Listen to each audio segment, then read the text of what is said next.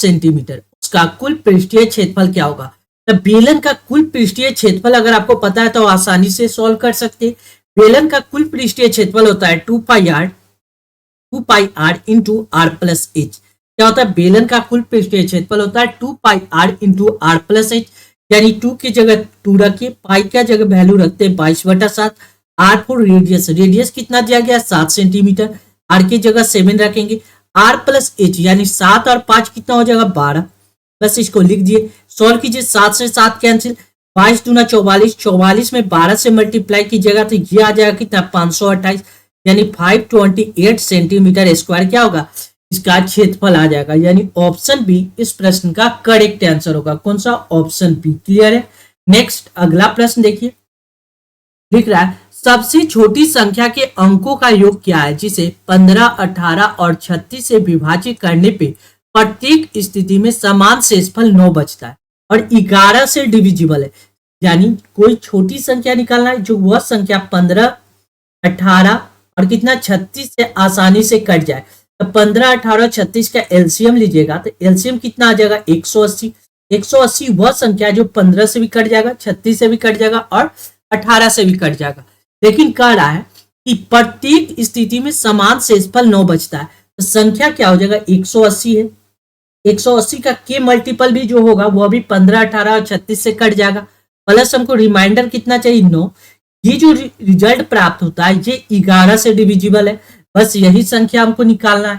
तो देखिए 180 को 11 से जब डिवाइड कीजिएगा तो आपको रिमाइंडर कितना बचेगा 4 बचेगा, प्लस 4k प्लस 9/11 ये भी रख सकते हैं। यानी 180 की जगह पे हम 4k प्लस 9/11 भी चेक कर सकते हैं। यहाँ k की जगह पे क्या रखे ये संख्या 11 से कट जाए, तो k की जगह पे 1 रख के देखेंगे, 2 रख के देखेंगे, 1 रख के देखेंगे तो 4 एकम 4 और 9 4 13, 13 11 से नहीं कटेगा, 4 दूना 8, 8 और 9 8 जो 16 1 17 भी 11 से नहीं कटेगा। इसी प्रकार देखेंगे तो 6 रखेंगे तो 4 के 24, 24 और 9 कितना हो जाएगा 24 और 9 डिवाइड बाई 11, 24 9 33, 33 11 से आसानी से कट जाएगा। यानी के जगह पे हमको कितना रखना पड़ेगा 6, यानी वह संख्या अगर हमको निकालना है तो संख्या कितना था 180 के प्लस 9, 180 के प्लस 9 यानी 180 को के की जगह पे कितना 6 से मल्टीप्लाई करेंगे और 9 को ऐड कर देंगे, 18 की टोटल से 108 प्लस 0 प्लस 9 इसको ऐड कीजिएगा तो ये आ जाएगा 1089। यह तो संख्या प्राप्त हो गया, लेकिन क्वेश्चन में क्या करा है उन संख्या के अंकों का योग क्या होगा।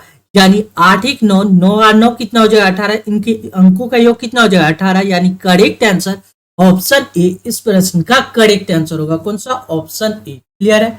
नेक्स्ट अगला प्रश्न देखिए, कर रहा है जिसको क्या करना है सिंप्लीफाई करना है। सिंप्लीफाई क्या है, बोर्ड मास का यूज करके सॉल्व कर सकते हैं। यानी बार चिन्ह लगा हुआ अलग अलग पहले इसको लिख देते, इसको लिख सकते 11 प्लस कितना 0.4 पे बार, ठीक है, प्लस कितना दिया गया 22 प्लस 0.567 बार कितना पे 67 पे बार है, माइनस कितना दिया गया 33 माइनस 59 यानी 9 पे बार। ये संख्या तो आपको दिया गया है। अब इसको सिंप्लीफाई कीजिएगा तो देखिए 11 और 22 को ऐड कीजिएगा तो ये कितना हो जाएगा 33 और ये क्या है 33 यहाँ पे उतार देते हैं कैंसिल हो जाएगा, प्लस देखिए ये 4 पे बार है तो 4/9 लिख सकते हैं आसानी से, प्लस देखिए 5.567 यानी इस बात को हम क्या लिख सकते हैं 567 जिस पे बार ना हो उसको घटा दीजिए।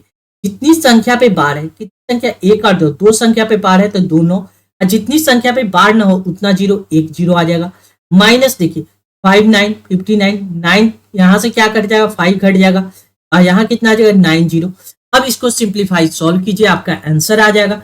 यहाँ सॉल्व कीजिएगा तो देखिए ये 33 से 33 कैंसिल हो जाएगा, ये कितना आ जाएगा 4/9 एक बार लिख देते हैं, प्लस देखिए 567 में से 5 को घटाइएगा तो ये कितना आ जाएगा 562 डिवाइड बाई 990 प्लस माइनस कितना हो जाएगा 59 में से 5 घटाइएगा तो ये कितना आ जाएगा 5 9 54/90। अब यहां से हम एलसीएम लेके आप सॉल्व कर सकते हैं। एलसीएम लीजिएगा तो एलसीएम कितना आ जाएगा 990 एलसीएम आ जाएगा।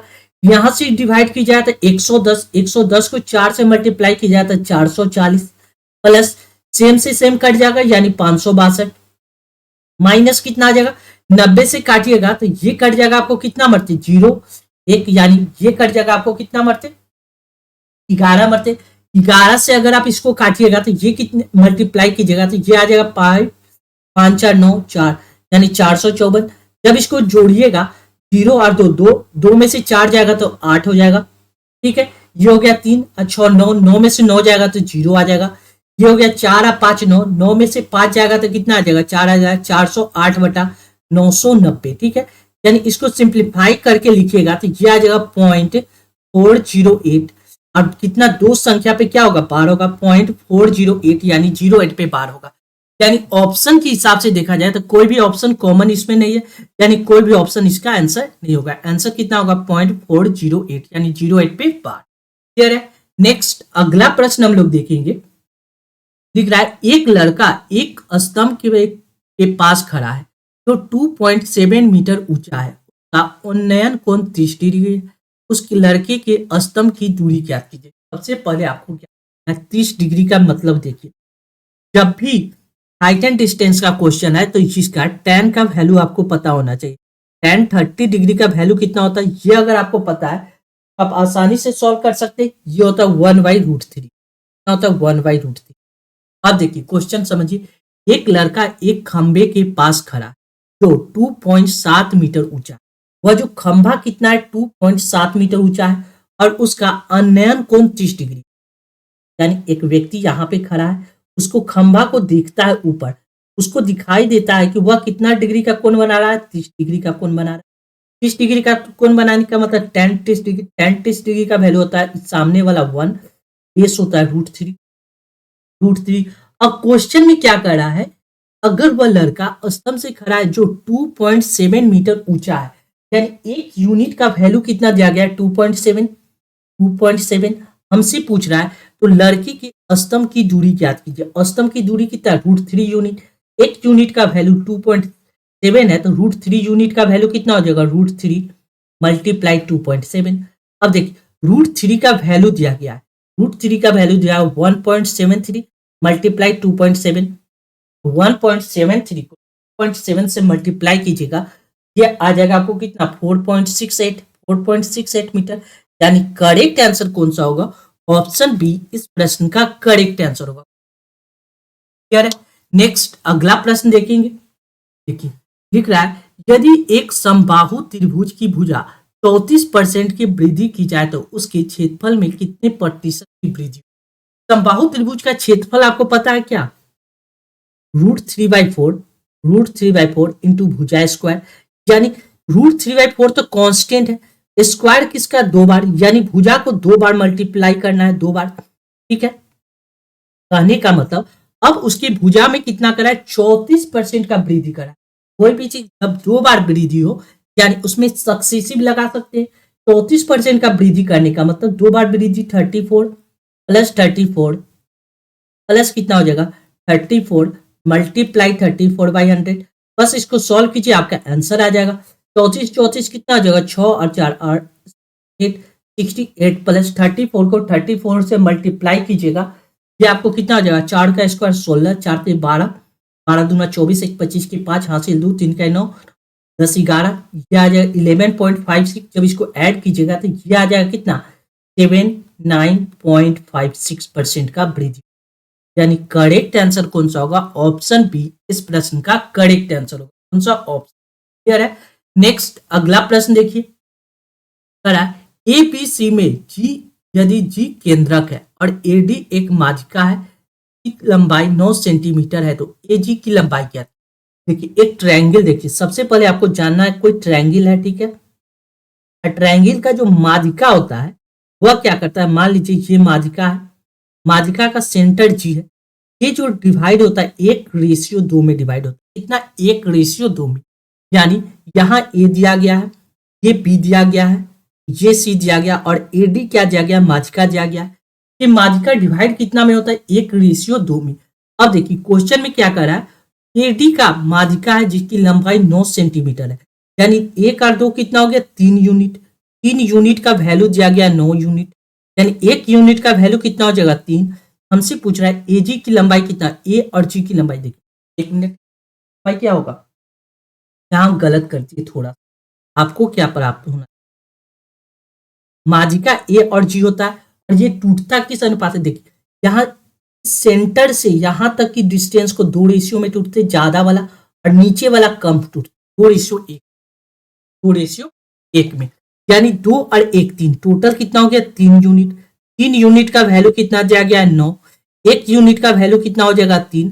हमसे पूछ रहा है क्या ए और जी की लंबाई, ए और जी कहने का मतलब यहां से यहां तक का लंबाई, यानी 2 यूनिट का वैल्यू, 1 यूनिट का वैल्यू 3 है तो 2 यूनिट का वैल्यू कितना हो, 3 दूना 6 सेंटीमीटर, यानी करेक्ट आंसर ऑप्शन डी इस प्रश्न का करेक्ट आंसर। क्लियर है। नेक्स्ट अगला प्रश्न देखेंगे। अगला क्वेश्चन क्या कर रहा है, x प्लस 1/x बराबर 10 है तो x square plus 1/x square का मान क्या, आप एक कंसेप्ट जानते हैं प्लस 1/x बराबर क्यू हो, x square plus 1/x square का वैल्यू कितना होता है के स्क्वायर -2, के स्क्वायर -2 होता है, यानी और फिर देखिए यही कॉम्बिनेशन को एक बार और दोहराया गया है, देखिए पहला बार करेंगे इसका वैल्यू कितना दिया गया x प्लस 1/x बराबर 10 दिया गया है, यहां से हम सॉल्व करेंगे तो x square plus 1/x square का वैल्यू निकाल सकते हैं, 10 का स्क्वायर 100, 100 -2, 100 -2 कितना होगा 98, ये बात क्लियर हो गया। अब क्या करा एक्स स्क्वायर नहीं एक्स की पावर 4 करना है, अब यानी इसका वैल्यू आ गया कितना x square plus 1/x square का वैल्यू दिया गया 98। अब इससे एक स्टेप आगे बढ़ना है, यानी x की पावर 4 प्लस 1/x की पावर 4 निकालना है, ये कितना होगा 98 का स्क्वायर आ जाएगा, -2 करेंगे आपका आंसर आ जाएगा।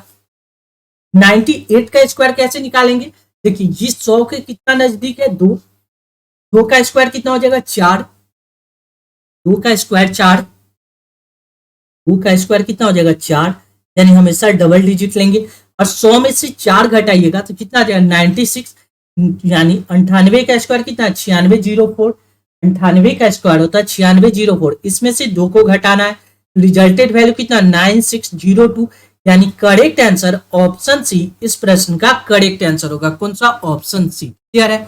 नेक्स्ट अगला प्रश्न हम लोग देखेंगे। अगला क्वेश्चन क्या कर रहा है, 2 कर्मचारी की आय का अनुपात 7:4 है, उनके व्यय का अनुपात 3:1 है, यदि उनमें से प्रत्येक 4800 रुपए प्रति माह बचत करते हैं तो उनका मासिक आय क्या होगा। क्या कर रहा है, income minus expenditure equal to saving, income दिया गया है कितना, 2 कर्मचारी का इनकम दिया गया है कितना 7:4, ठीक है, और एक्सपेंडिचर कितना दिया गया है, एक्सपेंडिचर यानी खर्च कितना कर रहा है वह 3:1 के अनुपात में खर्च कर रहा है, और सेविंग दोनों का बराबर है, सेविंग बराबर है। अब देखिए 7 में से 3 जाएगा तो 4, 4 में से 1 जाएगा तो कितना बचेगा 3, यानी ये दोनों तो बराबर नहीं आया, तो बराबर आ जाता तो हमको कोई दिक्कत नहीं होता, लेकिन बराबर लाने के लिए अब हमको क्या करना पड़ेगा, सबसे पहले डिफरेंस चेक करना पड़ेगा। इसका 7 और 4 का डिफरेंस कितना होता है 3, 3 और 1 का डिफरेंस कितना होगा 2। अब क्या कीजिए इस डिफरेंस से ऊपर नीचे मल्टीप्लाई कर दीजिए, नीचे वाले का डिफरेंस कितना आया 2, 2 से ऊपर मल्टीप्लाई कर दीजिए, नीचे वाले का डिफरेंस कितना आया 2, 2 से ऊपर मल्टीप्लाई कर दीजिए और नीचे 3 से मल्टीप्लाई। अब नया रेशियो किस तरह का बन जाएगा, नया रेशियो इनकम, इनकम का कितना बन जाएगा 7 दूना 14 और 4 दूना 8, और एक्सपेंडिचर का रेशियो कितना बन जाएगा 3 तो 9 और 3, 9 और 3, यानी सेविंग देखिएगा तो ये कितना आ जाएगा 9 1 10 यानी 5, यहां देखिएगा तो सेविंग कितना आ जाएगा 5:5, यानी सेविंग का रेशियो सेम आ गया। अब क्वेश्चन में क्या कर रहा है, यदि उनमें से प्रत्येक 4800 रुपए प्रति माह बचत करते हैं, यानी सेविंग कितना करता है 5 यूनिट, 5 यूनिट का वैल्यू दिया गया 4800, यहां से 1 यूनिट का वैल्यू निकल जाएगा, 1 यूनिट का वैल्यू देखिए इस बात को हम यहां पे लिखते हैं, 5 यूनिट का वैल्यू दिया गया 4800 4800, यहां से 1 यूनिट का वैल्यू निकाल सकते 5 9 45 9 और बचा कितना, क्या आ जाएगा 5 9 45, इसे तले जाता है 3 5 31, यानी 960 बच गया, 1 यूनिट का वैल्यू आ गया 960, उनकी मासिक आय का योग क्या होगा? उनकी मासिक आय का योग कितना होगा? इनकम का सम कीजिएगा तो ये कितना हो जाएगा? 14 और 8 कितना हो जाएगा? 22। एक यूनिट का वैल्यू आ गया 960, तो 22 यूनिट का वैल्यू कितना हो जाएगा? 960 माइनस 22। 960 को 22 से मल्टीप्लाई कीजिएगा, ये आपको कितना आ जाएगा? 92 मल्टीप्लाई 22, 9 दूना 12, 9 दूना 18, 19, 192। ये आ जाएगा 2, 9 दू 11, 9 दू या 9 10 11, 1 1 2, यानी 2112 और 1 0 आ जाएगा। यानी करेक्ट आंसर कौन सा होगा? Option A